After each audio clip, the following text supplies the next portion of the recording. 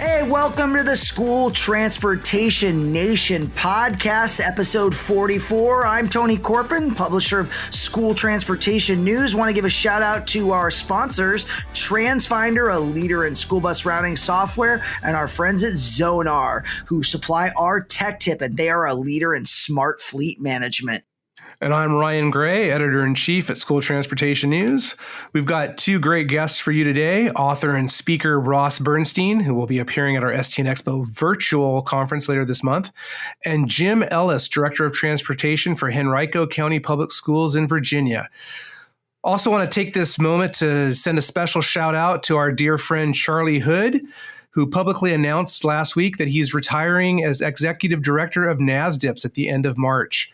Charlie's, as I mentioned, is a great friend of ours. He's a member of our National Board of Advisors for the TSD conference, retired state director from Florida, and a past NASDIP president. I'm sure will be remaining aligned in some way, shape, or form to the school bus industry. But Charlie, appreciate what you have done and what you do for the industry. We will miss you as executive director, but I know we will be in touch soon. Yeah, cheers to you, Charlie. Special shout out. Appreciate that, Ryan. Charlie's a great guy, and we definitely have appreciated him over the many years that we've been working with him at STN. My stepdad started STN in 1991, and Charlie's been around almost that long, so we're longer. Yeah, just a staple of the industry. So yeah, all the best to you, Charlie. All right, Ryan, let's get into the news. Wow, it's been a busy news cycle. We got riots at Capitol Hill. We got people resigning. It's chaos. What's going on, Ryan? Yeah, what a week, right? Yeah, you mentioned the Capitol Hill riots really dominated the news cycle last week. You know, what can you say? We've been talking about the crazy partisanship that's just taken our political system off the rails. It's really sad to see. Hopefully some good things will come from it. That's all we can say. We got to be hopeful, and we'll see what the coming weeks and months bring. Obviously, we'll have a new administration in the White House in a couple of weeks or in a week or so. A lot remains to be seen, but we do know that looks like some way, shape, or form, we're going to be having a new transportation secretary and new education secretary, at least for the last week or so of President Trump's administration. In response to that Capitol Hill riot, which actually one woman was killed when she was shot by a Capitol police officer, and there were a couple other casualties from health emergencies during that riot. Transportation Secretary Elaine Chao first, last Thursday, announced her resignation from her cabinet position, really in protest, I guess, if you will, of that riot. And then she was followed shortly thereafter by Education Secretary Betsy DeVos. So both of them, they have now, I believe, officially resigned. So that transition, though, is underway to the new administration. Also, too, late last week, we learned some bad news about the economy. December numbers came in for the jobs and 140,000 positions lost, and not very good picture for January and February. So the economy, it appears, seems to be shrinking a bit. Not good news. But that said, we know we have business at hand. We have kids that are getting back to school. We have budgets that need to be finalized. We're heading into late winter months. Folks are busy trying to pull that all together. And of course, we have the latest stimulus that was passed into law at the end of the year. So slowly but surely, money is starting to flow to school districts and to the general economy. So those are some potential positives. Yeah, Ryan, what jumps out at me is, especially with the new administration, obviously the big news was kind of the slim margin the Senate squeaked out in Georgia. I think that was a big surprise, or maybe not to some, but realistically, though, that's going to really move this new administration's agenda through probably much smoother than if it went the other way. So, there are some big items that jumped out in my mind, one of those being $15 national minimum wage, what is that going to do to school bus driver wages? I mean, here in California, that's not unusual, but maybe in other parts of the country, I mean, that could be double the wage. What do you really think about that? What's the impact to our industry with a potential $15 national minimum wage? Well, the latest surveys we've done of readers looking at school bus driver average wages, it's more along the lines of nationwide again, $16 to $17 an hour. But certainly responses jumped out where in some places the starting wages are $12, $13. So those folks will certainly be impacted by this. When we're talking about budgets, as I was just mentioning, certainly that is the number one line item in most budgets. Personnel, wages. So if districts that are already hurting now have to find more money for their school bus drivers, that's going to hurt them. Now, one can argue on the flip side, this is perhaps maybe what the industry has needed. There's been talk for a long time that school bus drivers are underpaid. That is often cited as the number one reason for the ongoing driver shortage, when folks can get other jobs that pay more with less responsibility, less training. You don't have, on a normal year, 65, 70 kids behind you, and you're looking on the road and you have the dispatch squawking at you, dealing with parents, dealing with whatever other dangers are on the road. Certainly, as we move forward, you're right, Tony, the win in the Senate does give the Biden administration much more leeway in getting its plans and proposals through Congress. We will see what that means. Frankly, there's been talk about investments in electric school bus as well. Certainly the contractors are going to weigh in, the school bus contractors, the private industry are going to weigh in on this. So we're in the middle of reaching out to folks, and we're going to try to start finding out what people have to say about it.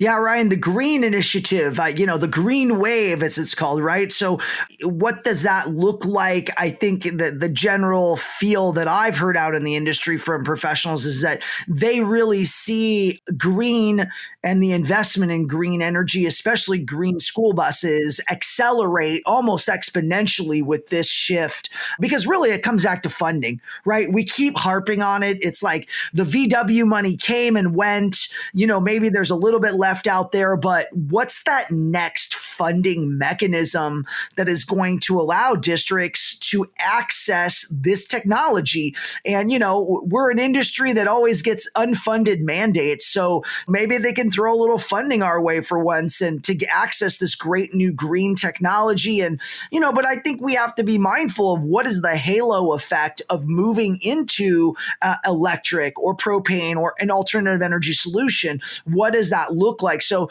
we've got a couple of ideas that we're going to be unpacking at our upcoming Green Bus Summit in April. That's April 20th through the 22nd. That is also Earth Day. So if you haven't checked it out, be sure and look at our website. It's greenbussummit.com. We're going to be building out an agenda. It should be really interesting. So if you're interested in that topic, might be a great place for you to go find out more about a virtual event that we're going to be hosting that's curated specifically around this green topic. So super excited for that, Ryan. Definitely. A lot of folks are talking about electric, but there are other alternatives. Like you mentioned, propane is outpacing electric still in terms of new orders every year. Propane is a lot easier to implement into a fleet right away. We have renewable energy, renewable fuels. On the diesel side, renewable diesel. That's a plug and play fuel. That's ramping up its availability now that it's coming online, being domestically produced, and folks don't have to import it from other countries. Renewable propane, renewable CNG. So certainly it's not a silver bullet electric. It's going to take some time. But what I'm hearing from some of the manufacturers is that capacity, it's looking realistic if we were to go to 100% electric. And I'm not saying that will happen. I don't think that is realistic in the next 10 years. But in terms of production, I'm hearing from manufacturers that, with the right investments, certainly, where things are going over the next decade, definitely over the next 2 decades, all the school bus manufacturers manufacturers will be ramped up and able to support essentially whatever is being ordered out there in terms of electric. Yeah, it's really interesting to me to see this kind of almost tectonic change. And I guess we'll see how it unfolds. And I think, again, with this new administration, they have new ideas on getting the vaccine out and doing things like that. And the debate rages on there too, Ryan, with respect to our school bus drivers, those kind of first line defense workers that, should be to the front of the line of getting the vaccine. Has there been any more on that? A lot of unknowns still. Talked to a lot of people, and that's the first question I asked them. What about requiring school bus driver vaccines? And 9 times out of 10, the answer is, I have no idea. I know districts are looking at it, but there is a lot to still be determined. And this is, you have got to jump really deep into labor law. So as luck would have it, we happen to have a couple of labor attorneys on tap for the STN Expo Virtual. Katie Anderson and Maria Dwyer, they're both attorneys with Clark Hill PLC. They've got about 10 locations, I think, nationwide. We know Katie from working with her at our TSD conference in most normal years. But both she and Maria will be on hand Tuesday, January 26th. That session is going to be 1:30 p.m. Eastern Time, 10:30 a.m.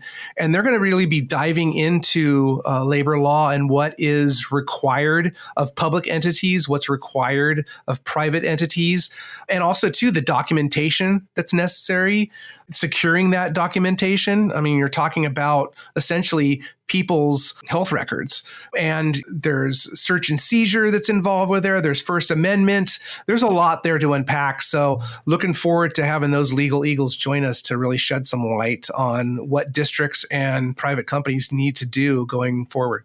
Yeah, that's a really hot topic, Ryan. I'm excited to have that offered. Thanks a lot for bringing that to our attendees at STN Expo Virtual. And, if you want to sign up for STN Expo Virtual, you still have time. The deadline is January 22nd. That's our cutoff. Be sure and jump in there. Take advantage of all the great content we've created. Our full agenda is up the stnexpovirtual.com website. So be sure and go there and check it out. And I mean, there's a lot of uncertain times still, Ryan. And we're always up against this changing ebb and flow. What's going to happen next? But you know what? We got a great tech tip for you today from our friends at Zonar, a leader in smart fleet management. New year, a fresh start. Make sure you start the year with a provider who's there for you like Zonar. Whether you want to optimize your operations, stay compliant, or need premium support, we're there. And if you need help, just call. We'll pick up the phone any time of day, every day of the year, ready. Are you ready to move forward together? Learn more at zonarsystems.com. That's zonarsystems.com. So Ryan, COVID relief, let's talk about that a little bit. What are we looking at with the funding? How's that kind of breaking down for first districts? As we previously reported, there was $54 billion set aside for K through 12 public education as part of that latest stimulus package. The Coronavirus Response and Relief Supplemental Appropriations, or CRSSA Act of 2021, that was signed into law by President Trump at the end of 2020. That money is now available, that according to the U.S. Department of Education. Last week, they said that the money is available for states to start awarding to school districts. They have 1 year to distribute that money, or by next January. As it stands, outgoing Education Secretary Betsy DeVos said that $9 billion in the initial CARES Act funds passed last year have yet to be used. So that money needs to be used by this coming April. So there's still money. Department of Education spokesman did get back to me and say that states are still tapping that money. That money is still available. A lot of money that has been budgeted or forecast to be used. It just has not been drawn down upon yet. I did also ask them about some clarification in the CRSSA Act, which says that money can be used, quote, for preventing, preparing for, and responding to COVID-19, unquote, which certainly could extend to school busing. And I went to the Department of Education to see if we could get any clarity on that. The new allowable uses include addressing student learning loss, preparing schools for reopening, repairing, and upgrading projects to improve air quality in school buildings.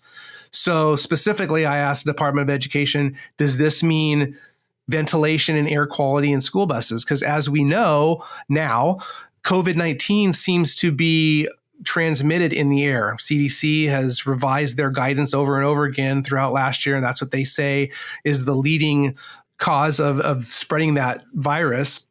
And that's what research is showing as well. I just looked over at my inbox and got a response from the U.S. Department of Education. And a spokesperson said, yes, these funds, the latest stimulus funds, can be used to improve ventilation on school buses to help minimize the risk of coronavirus disease transmission. So there you have it, folks, hot off the presses. You can go ahead and utilize that stimulus money for ventilation systems.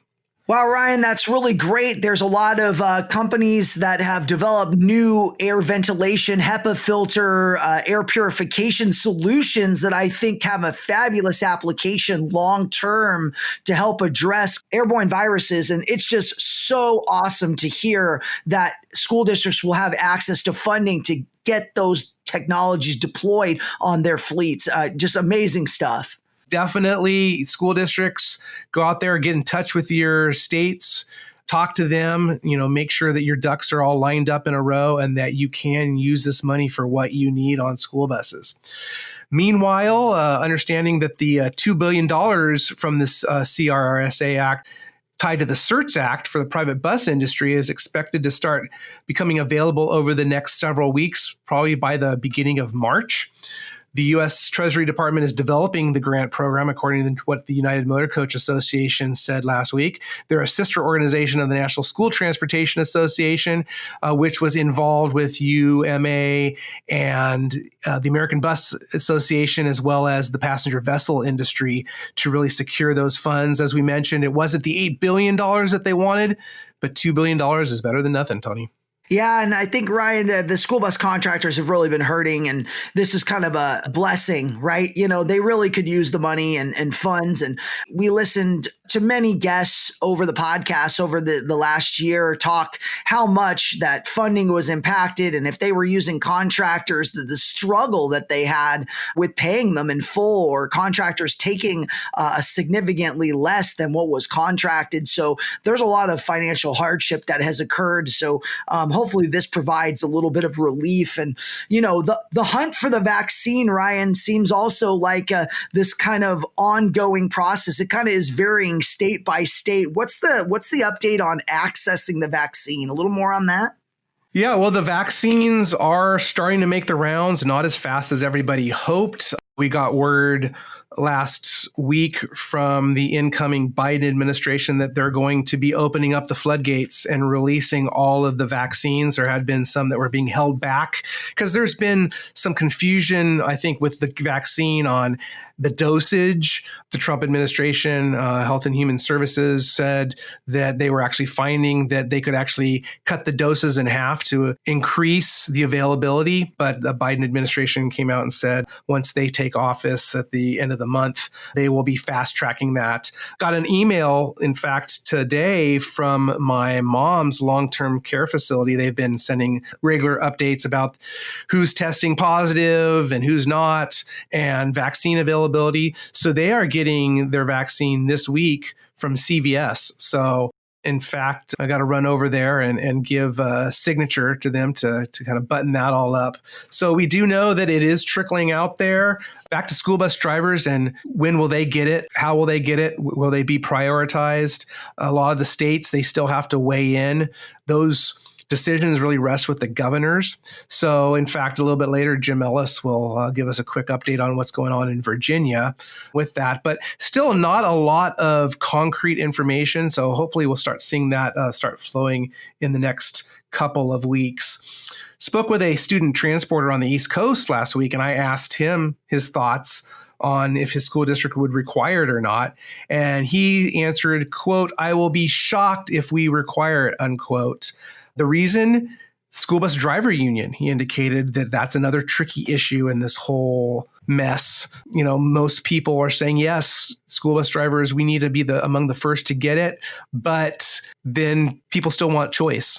They want their choice. And some people are going to opt out because of religious beliefs or otherwise. So really that session at STN Expo virtual later this month should really be insightful.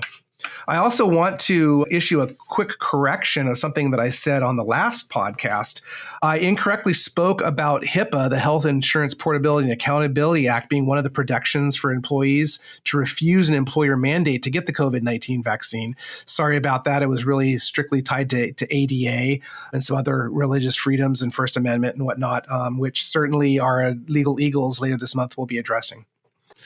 Yeah, Ryan, I think one of the tough things we keep hearing is, is school actually going to start? And it's different everywhere. I mean, we have people starting in late January. We have people starting in February. It feels like a moving target. My daughter's school is like, we're going to start getting them in class over on the 15th, which is her first day back on the Friday.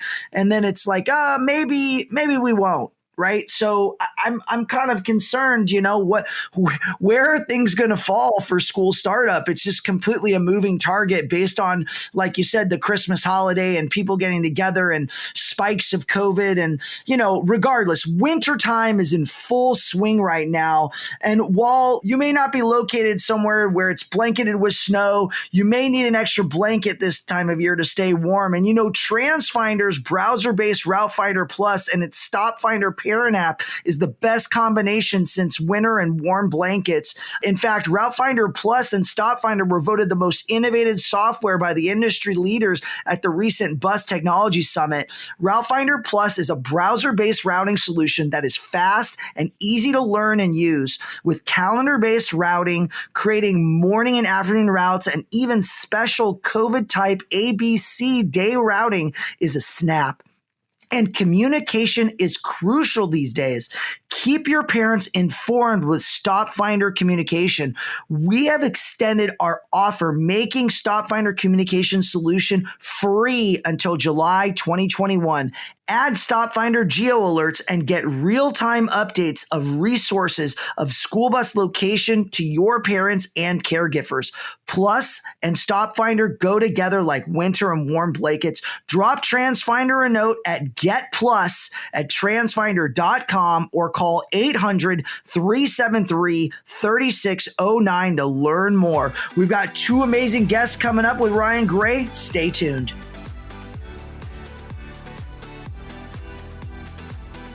Thank you, Tony.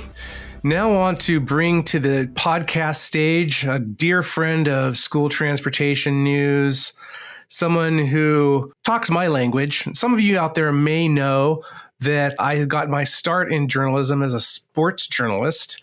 And so when we came across Ross Bernstein a few years ago, we saw what he talks about and what he trains on. And we saw some definite parallels between sports and school transportation. You're thinking, what? How is that possible? Well, as a lot of you who may have already seen Ross speak at our STN Expo Reno a couple years ago, there definitely are lessons to be learned, and want to welcome Ross Bernstein to the stage. Ross, thanks for joining us. Thanks, Ryan. Great to be back with you. Yeah, so you are the author of dozens of books, as I was just alluding to, about the winning ways of professional athletes and meshing that with the winning ways of boardrooms and business owners, business managers, business leaders, and certainly there are a lot of leaders in school transportation. A lot of parallels to be drawn there, right?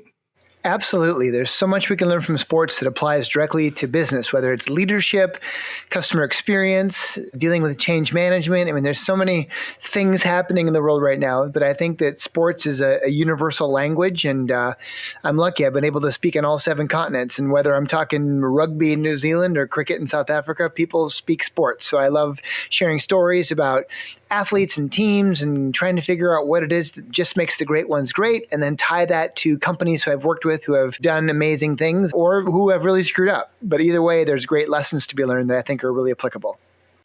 And you've written about just about everybody under the sun who's been a professional athlete, seemingly. Right now, I'm reading your book on, I love Brett Favre. I hate Brett Favre. Brett Favre, of course, was he's now retired Hall of Fame quarterback in the NFL, led the Green Bay Packers to so many Super Bowls, then moved over to the Minnesota Vikings, which was that was a big thing, right, Ross? Ross is in Minnesota. He's a big Vikings fan. So just an idea of some of the books that Ross writes, that really interesting stuff, especially if you're a sports fan. But if you're in business, which we all are, right, in some way, shape, or form, you can really see those parallels. Let's talk about STN Expo Virtual. So that's why we have Ross on today. He's going to be speaking on January 25th. And the message is around Moneyball. And those of you who might not know what Moneyball is, it's vernacular that was born in Major League Baseball. And the concept of smaller market teams being able to compete with the big boys, the New York Yankees, the Los Angeles Dodgers, those kind of teams. So what possibly could student transporters learn from Major League Baseball, Ross? What's the point of your talk on January 25th? Well, the Moneyball aspect is really unique. So like you alluded to, let me give a little bit of context. So for the seam head, as they call them, the seam heads, the real baseball aficionados who love statistics and stats, I'm not going to go there, but basically baseball, I love baseball, but I hate baseball. It's stupid. There's no economics. I mean, football, basketball, hockey, soccer, they've all got salary caps. So whether you're a small market team in Green Bay or Kansas City or Minneapolis, you've got just as much a chance to win as New York, Boston, LA. But baseball is run by these old oligarch owners, and they have no antitrust issues. So there's no economic certainty. The Yankees can spend $400 million on their roster, but my Twins can only spend $90 million. So it's difficult. Moneyball came about back in the 80s into the 90s, and it focused on Billy Beane, who was played by Brad Pitt in the movie, where they basically went on to talk about how these small market team was able to compete with them by using data and analytics. And the interesting thing about it is that Billy Beane actually learned all that playing for the Minnesota Twins. They were the first. So the Twins won a pair of bookend World Series in 1987 and 1991. And it just so happened those were the years I was in college at the University of Minnesota. So I got to go to a bunch of those games, and I was a huge fan. And Billy Beane was kind of he was a real hyped player, but he came in and he didn't do very much, but he was a really smart guy, and he applied a lot of this logic. So there's two ways to basically get talent in baseball. You develop it, which takes a long time, or you steal it, which is what happens when you get really good players that you can no longer afford. They wind up being signed and gobbled up by the Red Sox and the Dodgers and the Yankees, et cetera. So the Twins created a system, and it's called the Twins Way. And it's about how they were able to create success with a small budget. Today we see this with like Tampa Bay, because they're a small market team and they've been able to do this effectively. And I think it's about doing more with less, because we're all, certainly in the transportation world and the school bus world, I mean, we're all going to be pressed for doing more with less these days. Budgets are going to be hurting. I mean, the challenges are profound, whether schools are going to be reopening and how many drivers and buses we're going to have. And there's logistics, environmental issues, government regulations. There's so many challenges that have become on top of the pandemic. So the Minnesota Twins were led by a manager named Tom Kelly during those days. And he was a young guy. He had come up with a lot of the minor leaguers. But basically, he figured out that he had to have a system where he trained the trainer. So, when a player gets drafted in baseball, it's about a 5-year journey. Other sports, I mean, in football, if you root for your favorite NFL team, when we draft players, the first, second, third, fourth, fifth round, typically they start. I mean, we need an immediate ROI. It's, baptism by fire, drinking the fire hose, pick your cliche, but they play right away. Baseball is the opposite. We draft a guy, you could be the number 1 overall pick. It's a 5-year journey. Now, for the Twins, the first stop is Elizabethton, Tennessee, and that's what they call rookie ball. And that's where the players go first. That's where they learn the Twins way in our system. Every club has a series of minor leagues where they develop their talent. And Tom Kelly would go there. He would train the trainers. He would go and work with the coaches, handpick the people that could teach his system. It's a very unique system because we can't afford these really big home run hitters, these these closers, these ace pitchers. So we had to manufacture runs, fundamental stuff, blocking and tackling, suicide squeeze, bunting, hitting a guy over, manufacturing runs, fundamental baseball. When a player learns that system, they go to Class A. That's Cedar Rapids, Iowa. When they master it and they learn it, then they graduate up to Double A. That's Pensacola. And then Triple A. That's Rochester. And eventually, after this 4 or 5 year journey, they get what they call a cup of coffee. They get called up to the show, just like if you saw Bull Durham. And that's where they've learned it. And, someone carries your luggage, you get your own hotel room, and basically they send them down right away back to the AAA level. And they go, oh, you like it up there? We'll raise your batting average 10 points. You're never going to come back. But the point is that you have a system where you develop this talent. So these great organizations, by the time a guy gets up there, they're prepared. They've learned it. They understand it. But if you can't afford to keep that guy after he does really well, you're going to lose him. And the Twins understand that, like a lot of companies hiring, millennial and Gen Z talent. They know that they're not going to stick around for the gold watch. There's no 401k. So they realize it's just going to be a constant state of hiring and training and going through this process. So they say for great teams, great organizations don't rebuild, they reload. And the point is that, great teams are going to have to stockpile talent. I mean, the kids are going to leave. People will go to your competition. They'll quit. They'll go to your competitors. So to do that, the cupboards are either empty or their cupboards are full. Great organizations stockpile talent.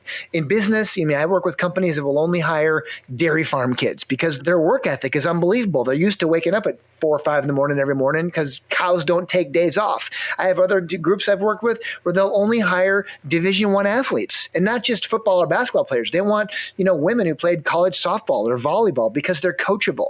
They figure there's certain things you can and can't teach. So for baseball, they understand, the economics that they can't keep people in these small markets, and the Yankees and Red Sox are going to gobble them up.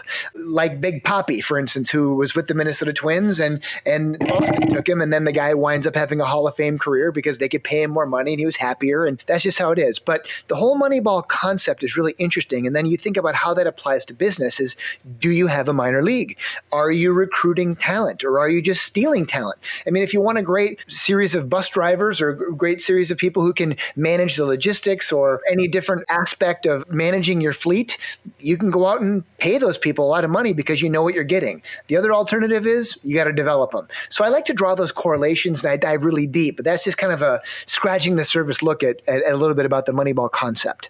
Very interesting, Ross. And when you're talking here, I can literally in my head see all our audience nodding their heads in agreement, because what you're talking about is, as you alluded to, what school bus operators, school bus managers, school bus leaders are dealing with.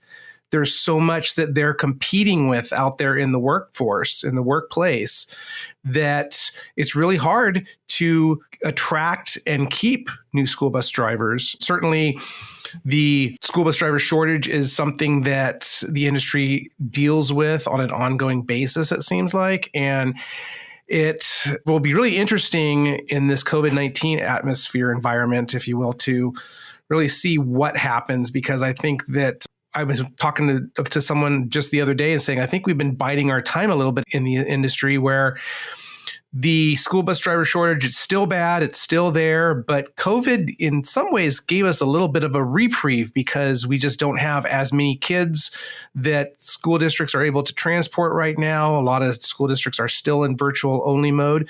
So a lot of lessons I can see being learned. But can you provide just some takeaways just off the top of your head of what you're hoping that folks who register for STN Expo virtual this month walk away with from your talk? Yeah, I hope they get some best practice ideas, some ways. I know there'll be a really diverse audience, but it's great. I've worked in your space before. I love what you guys do. You put on great shows, and we've all had to pivot with this pandemic, and this is no different. So we're all going to be coming together, and it's going to be about sharing ideas. And the fact that they've committed, your attendees and guests who want to be there, they're in a good place. They want to learn. They want to, they're not spending the day working in their business. They're investing in themselves, working on their business. It's a step back. It's a look down, that 30,000 foot view to say, where are my blind spots? It's like looking at your business, looking at your operations like a theme park map. Where are the profit centers? Where's the traffic heading? Where can I be better? So I'm going to try and draw some analogies that are really going to, challenge your attendees attendees to think about what 2021 is going to look like. Where are their blind spots? What do we know? What don't we know? There's a new administration. Certainly we're in the pandemic. The vaccines are coming. This new administration, it's going to affect the economy. There's going to be a new education secretary. There's going to be a hybrid learning system where some people will be working from home, some people working in schools, and that's going to affect logistics. There's going to be more green initiatives where a lot of your supplier sponsors and the bus manufacturers there's going to be more pressure for environmental issues and regulations to have less gas guzzling buses, right? More electric, more hybrid stuff. So there's all kinds of challenges, but I've seen there's been lots of winners and losers in COVID. And, I've probably had 50 events since the pandemic started. I keynote over 100 conferences a year and I've been grounded. So I like to talk about who's winning, who's losing, and why, and what are they doing? Where did they pivot? I mean, for me, I had to pivot a long time ago. I could see bookstores were closing. I've written 50 books, but Borders, Walden Books, B. Daltons, they were gone. And Barnes & Noble, they're hanging on by a thread. And I assure you, they're selling more caramel macchiatos, board games, tchotchkes, greeting cards, and music than they are books. And now they've got ebooks, Kindles and Nooks, and they're killing me. I write $25 books, but the ebooks are $7. I got to do the same amount of work. I got to write them, edit them, publish them, promote them, but I only make a fraction of the profit. It's not fair, but that's reality. So books have become speeches. Books have become movies. They become documentaries. I've had to monetize my content differently. So, these are examples of how we're all pivoting. We're all doing things differently. I had to move into my worldwide headquarters, or as my mother likes to say, my basement. But that's where I'm doing presentations now, and I've made the best of it. And I've bring great energy and value to my clients by setting up a great home studio, and you just roll with it. We're going to be out of this thing soon enough, but sadly it's going to get a little bit worse before it gets better.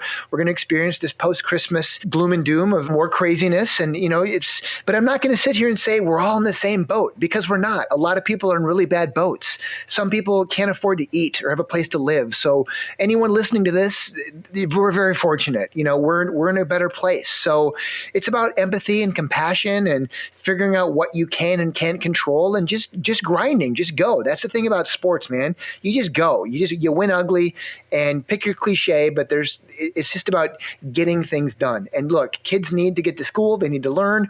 No one's arguing that. But how do we do it? How do we do it safely? How do we do it where we're hiring the right people? How do we get the right people on board to make sure that they're making sure that people are making the right decisions? So I'm going to give some examples from the world of sports. They're going to tie into, a lot of the mom and pop business owners who are members of this organization, as well as people involved with big companies, to challenge them to think a little bit differently about how they do what they do and why they do it. And hopefully at the end, they're going to say, you know what, that's awesome. I feel like there's great value for being a part of this amazing organization, and that's why they want to be members. So that's my job, is to hopefully give them great content so they want to keep coming back for more.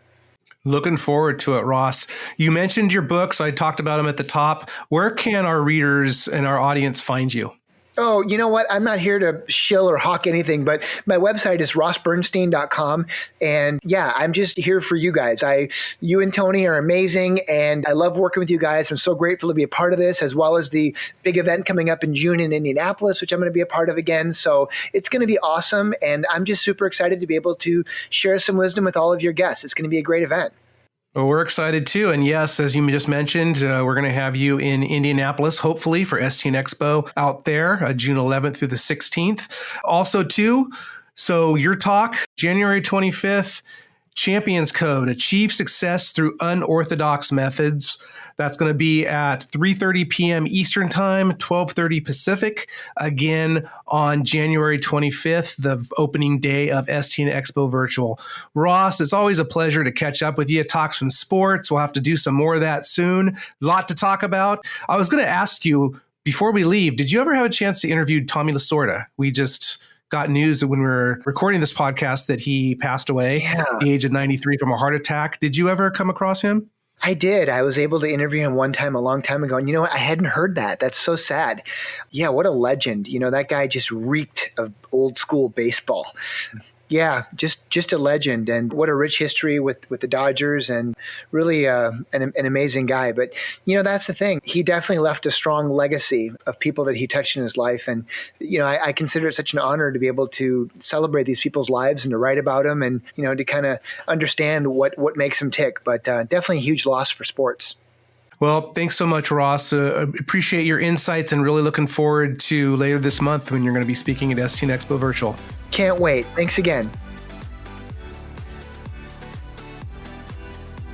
We want to now welcome to the School Transportation Nation stage Jim Ellis, Director of Transportation for Henrico County Public Schools in Virginia. Jim, thanks so much for joining us. Thanks for having me. So you have an interesting backstory to talk about here with this whole COVID-19 experience. But first of all, I want to get into your background in the student transportation industry. How long have you been doing this? Where did you come from? What's your personal background? So I've technically been in transportation almost 39 years. I started in a small town in North Carolina, Black Mountain, North Carolina. At the ripe age of 16 and a half, I got my first bus license and drove my buddies to school. And I thought that was the easiest and greatest thing in the world. And they were paying me to go to school. So that's nice. I thought that was awesome. When I went to college, I drove in college, the school system there, which I actually, once I graduated, I went to work for. They would pick the students up at the dorms and drop them off at their school location. So I thought that was easy too. Why can't I drive a bus? So I drove in college, had my that put my foot in the door for the school system that I eventually worked for. Granted, I had a degree in English, but I never taught English. I went kind of toward the special needs area, put 10 years in that, and then I wound up back in transportation when they had an opening for an assistant director. And the director there, he asked me, why don't I apply? Because he had seen what I did, when I was in college, and I became a coach and I drove my students and athletes around, and he thought that I would be a good fit. And I went forward, and then the rest is history. I became the assistant director, then the director, and all these other things just fell into place. So you were in Chapel Hill, North Carolina, correct? Correct. And you ended up retiring, and then you moved to Virginia, where you are now. You were at Loudoun County Schools. Correct. Before you were at Henrico. Now, let's fast forward to last year. As I understand it, you were transitioning from Loudoun County to Henrico when this whole COVID-19 business hatched. Tell us about the intriguing or different route that you ended up taking this past year. Okay, so the day that I actually had my interview with Henrico was the day that Loudoun County Schools shut down. And that was actually also my birthday. So March 12th, when Loudoun County shut down, I went to Henrico for an interview. Shortly thereafter, about 3 weeks later, I was offered the position, and it was a question of whether I should, start immediately or wait. No one really knew, but eventually I decided to, they felt it best that I come on to Henrico. So I had a little apprehension. Number one, the pandemic was just starting. Would I be able to sell my home? Would I be able to find things? A lot of things that could come in play to trip someone up in normal times. But with this here and the big unknown and school's out, it was a very big unknown. But I put my house on the market and it sold in a day. So my biggest thing was off my back. And I was able to come down to Henrico, and we still haven't actually put an actual regular run on the road yet. That's going to start the 25th of January at this date. But, we've done, lunch programs and special limited in person for special needs students kind of things. But I still haven't actually done regular routes and things like that yet. But we've certainly been doing a lot of things behind the scenes. And I think one of the better things of being able to get in and feel my way around was I learned more about the people that actually work, the supervisors and the assistant director. Usually when you get into an organization, usually when they are at full tilt, everybody in transportation is always busy. And this time, we're running a little slower, a lot slower, that, I was able to get a firm feel of the community and the drivers and how things work. So that was something that seems to have turned out pretty good, that I can really learn more things about other people and how they work without being thrown in and hit the ground running. Yeah, it's always good not to have to be baptized by fire. That's for sure. With being in this virtual mode of learning this entire time, and you alluded to this right now, that you were afforded the opportunity to get to know who you were working with, your staff, other administration in the school district. How have you utilized this time to stay in touch with everybody, to learn your drivers if you haven't been able to see them every day? We've talked to a lot of folks across the nation, and of course, most everybody is in some type of virtual mode, just with regard to Zoom meetings and online training. How's that been working in Henrico? Well, I'm sure it's just about like anyone else. We're kind of zoomed out. But that's one of the things that we have a meeting with the supervisors. I do my best to get out when I can to see, what's going on, where there's the lunch groups or they're meeting at the schools with bringing in the special needs students. I try to be a visible director and be out there and hopefully never behind a desk. I certainly like to be one that's out. So that in itself, because normally, of course, we couldn't really meet. I like to have meetings over lunches and things like that, but we haven't been able to do that. But we've worked on, getting lunches provided to the staff. I've taken just about everyone out to a meal in my immediate office. And as soon as we're out, really able to get out there, we'll have the other groups invited in as well. But that's about all we can really do outside of that regular Zoom meeting type of thing that everybody else is dealing with in the world. Absolutely. And now one of the big challenges you did have to deal with was school bus purchases. So I understand that you were in line to be able to purchase some about, I think it was $4 million you had available last year to purchase school buses. That didn't quite happen, did it? Correct. That was one of the first things that was cut before I got here. It seemed it was an easy fix to work with the county. Henrico County is a very good county and robust and has a lot of income opportunities for it, but they are very frugal when it comes to money kind of things. So they like to oversave as opposed to be caught in a predicament where they're not going to have enough money. And it turns out that what they did in the beginning has paid off technically for us here in the end, because I just found out that I was able to now get those buses. And of course, we had not anticipating that we would get that money back, but we had asked for a lot more money for the upcoming year. Because one other thing that, I certainly had an opportunity to look at was, how our buses are being repaired, the service intervals, the replacement, rotation, all those things. And it was determined that by missing out on getting those additional buses this year, it's going to back us up as far as staying on track to replace the older vehicles. So technically here, right after Christmas, we're being able to purchase some more buses. And hopefully the school board has certainly blessed us with the 6.5, but of course it still has got to go to the county and the county approves it and we go on from there. But it was technically without the buses really rolling. I guess that was another gamble that worked out as well, because they really weren't on the road to be used to have to be repaired. So our repair bill has been significantly reduced as well. So you just indicated, so $6.5 million on the table right now. The county Correct. Board of Supervisors has to vote on that. When is that vote coming up? It's usually around in late April, May. So like I said, I haven't been through a complete cycle, so I'm not sure when they do all of that. But the school board has done their part, and so now it's all in the county's hands to what they're going to give us. And what, if anything, does the Commonwealth of Virginia require in terms of replacement cycle? That's a big difference from North Carolina to Virginia. In North Carolina, the state sets it, and the state has a lot of things going on in North Carolina where everybody is, kind of follows the same general replacement schedule.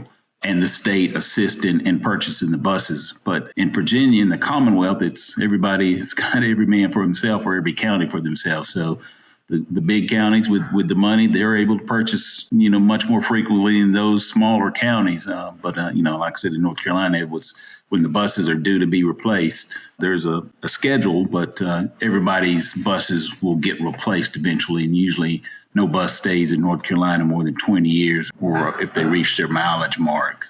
So that was pretty much the big difference from the two. Unfortunately, being in Loudoun, we had a pretty good, robust replacement schedule. And technically here in Henrico, they've had it. It's just that this year we've kind of had a bump that's been put in place. Looks like we're going to be back on schedule with that.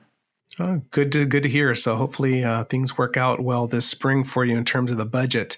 Speaking of your drivers as well, so many of them have not been driving, right? Have there been some services like delivering meals? Yes. Are you doing any Wi-Fi, anything like that? What's going on with that?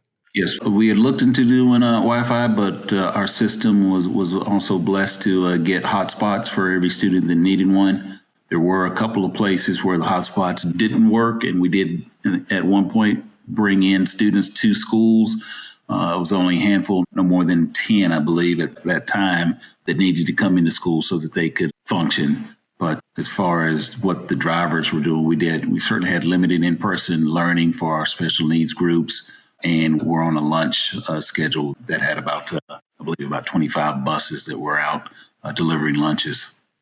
So what's been the cumulative effect on keeping everybody employed there in your department? It's a juggle. We were certainly working to make sure that our sub drivers, those that really weren't on a contract, were doing more work so that they were going to be able to at least get a paycheck, as opposed to those that are already on contract. They're going to get their regular pay.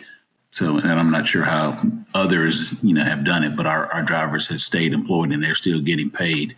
I think that, when we came in, obviously, as in most places, there's always a driver shortage. It's kind of increased a little because at one point we also had a freeze on hiring. And that wasn't just us, that was the entire county, unless they were essential workers that needed to be replaced. But we're working toward ramping it back up. We did not have an HR person that was specific to our needs. That person's hopefully going to be hired and come on, and we can start ramping up our efforts to at least get prepared for this next school year. So that's what we're looking for. Okay. And with potentially going back to in-person classes and having school buses rolling with students again, coming up hopefully in the near future, the $60,000 question everyone is asking, what about vaccines? School bus drivers are, considered essential workers, and one way, shape, or form, they're inching up towards the top of the list there of the first people to get the vaccine. Right. Have you and Henrico County looked at, is this going to be a requirement they get it? At the moment, it's quite unclear exactly how it's going to be playing. I know that our governor just announced that the teachers and schools would be in the next phase. Technically, as in everything that's going on across the country, they're still having issues getting the healthcare workers vaccinated. But we know we're in the next phase. Where we're in the next phase, if it's going to be teachers, drivers, cafeteria workers, they haven't worked that out yet. But we know that we're going to be in that next phase, and how it happens and whether it's going to be required or not required, they haven't got that far yet. Well, a lot to still chew on, right, Jim? A lot of unknowns and a lot of work to be done, but you're doing yeoman's work out there, my friend. Thank you so much for sharing what's going on there in Henrico County and your story. We appreciate you coming on. Thanks. And I like telling my stories. Well, we love listening to them and sharing them. So thanks again, Jim. Okay, thank you. Hey, special thanks to Ross Bernstein and Jim Ellis for joining us today. Remember, you can visit stnonline.com for all your news and analysis on all aspects of student transportation. We are also thrilled to have Ross Bernstein at our STN Expo virtual conference, January 25th through the 27th. Be sure to sign up for that at stnexpovirtual.com. Our episode is sponsored by TransFinder and Zonar, so special thanks to them. They are also big sponsors at our STN Expo Virtual, so you can talk with them and their teams there in end of January. We love you listeners, and we'd love to get you to review our podcast. We love those 5-star reviews. Leave us comments, feedback on Apple Podcasts, Spotify, wherever you listen to podcasts. We appreciate you, nation. We'll see you later.